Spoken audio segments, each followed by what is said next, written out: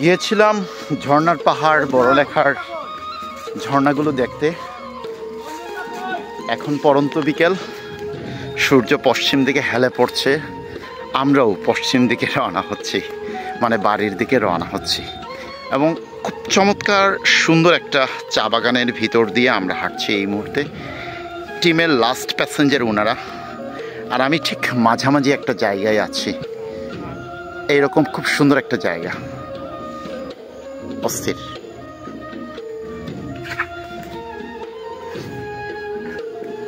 শমনবাগ চা বাগানের একটা জায়গা, এবং বাগানের মধ্য দিয়েই আমরা মেঠো পথ দিয়েই হেঁটে যাচ্ছি বাড়ির দিকে। ভালো থাকবেন, শুভকামনা রইল।